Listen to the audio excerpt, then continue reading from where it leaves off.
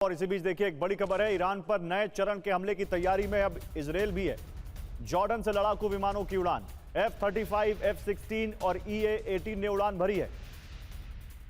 तो जॉर्डन के बेस का इस्तेमाल किया जा रहा है। अब ये देखिए वो लड़ाकू विमान जो जॉर्डन के बेस से उड़ान भर रहे हैं, फाइटर जेट्स, और अब इसमें F-35 है, F-16 है, अमेरिका के विमान है ये फाइटर जेट, जो वहां अब जॉर्डन से ईरान पर हमला करने के लिए उड़ रहे हैं।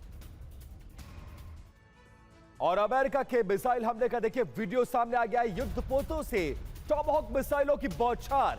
UEM जयपुर एक आदर्श लक्ष्य है। भावी छात्रों के लिए अच्छी नौकरी, भविष्य के लिए तैयार कौशल के साथ अच्छी शिक्षा।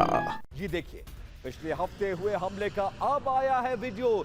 एक हफ्ते बाद अमेरिका इन वीडियोस को लॉन्च करता है, प्रॉपर शूट करता है, और पहले दुश्मन का खात्मा और फिर वो सबूत भी दुनिया के सामने टॉमहॉक मिसाइल को लॉन्च करता अमेरिका का ये वीडियो। और बहरीन में अमेरिकी बेस पर बड़ा हमला किया गया। सबसे बड़े 5वें नौसैनिक फ्लीट पर अटैक किया गया। ईरान के हमले में बेस को भारी नुकसान पहुंचा है।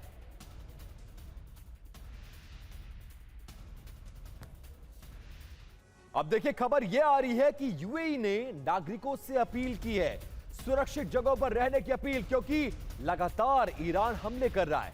यूएई के आपदा विभाग की ये नई एडवाइजरी है, सुरक्षित जगहों पर लोग चले जाएं, जरूरत ना हो तो बाहर ना निकले।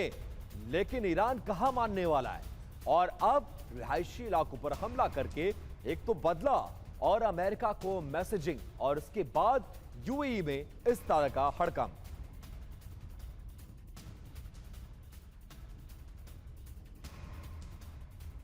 तो ईरान की मीडिया और रणनीतिकारों ने इजरायल को अंधेरे में धकेलने का पूरा ब्लूप्रिंट तैयार कर लिया है।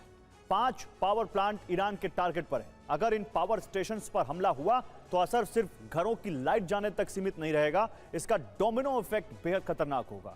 सबसे पहले पूरे देश में ब्लैकआउट होगा, बैंकिंग से लेकर अस्पताल और संचार सेवाएं पूरी तरह चरमरा जाएंगी। सबसे बड़ी चिंता इजरायल का अभेद्य आयरन डोम और डेविल स्लिंग जैसे एयर डिफेंस सिस्टम बिजली की कमी से प्रभावित हो सकते हैं। जी बिल्कुल, और देखिए बिजली गुल होने का मतलब यह है कि रडार और निगरानी तंत्र में सुस्ती आ जाएगी, जिससे दुश्मन के और हमलों को रोकना मुश्किल हो जाएगा। जो इजरायल बचा हुआ है वो खत्म हो जाएगा। आखिर में इजरायल की जवाबी हमला करने की जो रफ्तार है, यानी रिस्पॉन्स टाइम, धीमा पड़ जाएगा। गौरव बिल्कुल, और इसी पे बात करते हैं। एयर कमोडोर काले, आप ज्यादा अच्छे से एयर सुप्रीमेसी को समझते हैं, आप समझते हैं कि कितना अहम है ये इजरायल के लिए अपने आयरन डोम, डेविल स्लिंग और एरो सिस्टम को जिंदा रखना, क्योंकि अगर वो नहीं रहा तो इजरायल की सुरक्षा तो कॉम्प्रोमाइज हो जाएगी। फिर तो ईरान वो हमला हाल करेगा जो किसी ने सोचा नहीं होगा।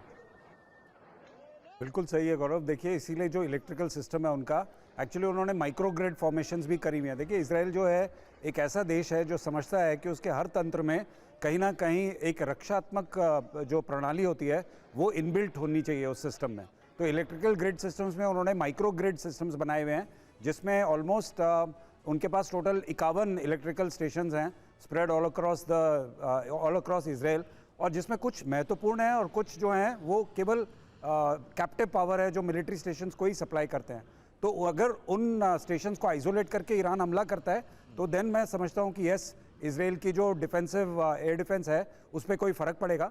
परंतु ये याद रखिए कि सबके पास कैप्टिव पावर सप्लाई, हर एडी सिस्टम के पास इंडिपेंडेंट कैप्टिव पावर सप्लाई होता है, तो इससे उस समय इमीडिएटली वॉर में कोई ज़्यादा फर्क नहीं पड़ेगा। परंतु यदि वो कंटिन्यूसली इसको टारगेट करते हैं एंड सिस्टम को ओवरऑल डिग्रेड करते हैं, तब जाके एक्चुअली जो है आउटपुट पे फर्क पड़ेगा, एयर डिफेंस सिस्टम्स पे फर्क पड़ेगा, और वो भी मैं मानता हूं कि मार्जिनल फर्क ही पड़ेगा, उसमें कोई बहुत ज्यादा फर्क पड़ने की मुझे आशंका दिखती नहीं। लेकिन सवाल यह है सर, इजराइल बच्चा तो है नहीं। अगर आप उसके पावर सेंटर को निशाना बनाकर बैठे हुए हैं तो सुरक्षा के इंतजाम भी होंगे, और इतना आसान नहीं होगा जितना ईरान समझ रहा है। खैर आगे बढ़ते हैं और कुछ बड़ी खबरें आपको बता दें। सेंट्रल इजराइल में ईरान ने देखिए एक बड़ा हमला किया है। ईरान के हमले में इजराइल का हथियार गोदाम नष्ट करने का यह दावा किया जा रहा है। हमले के बाद ये देखिए चारों तरफ आग का गुबार नजर आ रहा है। यह इजराइल का हथियार का गोदाम बताया जा रहा है, जिसको टारगेट करके इस अटैक को अंजाम दिया गया, और भीषण आग इस इलाके में लग गई है। और माना यह जा रहा है कि ईरान ने इस हमले को अंजाम दिया है। और तेल अवीव से बड़ी खबर है। तेल अवीव में हमले के बाद भारी तबाही मची है। सेविडोर सेंटर रेलवे स्टेशन में नुकसान हुआ है। रात भर कई दौर में यहां मिसाइलें दागी गई। केंद्रीय इजराइल में तबाही के निशान हैं ये। तो एक रेलवे स्टेशन इजराइल का चपेट में आया है ईरान की मिसाइल अटैक के, और ईरान के मिसाइल अटैक में इस रेलवे स्टेशन का क्या हाल हुआ आप देख सकते हैं।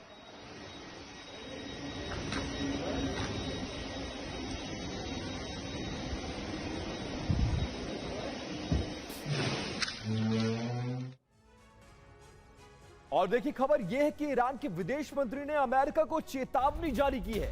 कहा है कि लारीजानी की मौत से हमें फर्क नहीं पड़ने वाला, हम झुकने वाले नहीं हैं। हमारा राजनीतिक ढांचा बहुत ज्यादा मजबूत है। यूएस इजराइल हमें समझ ही नहीं पा रहे हैं कि टॉप लीडरशिप खत्म होने के बाद भी हम घुटनों पर नहीं आने वाले।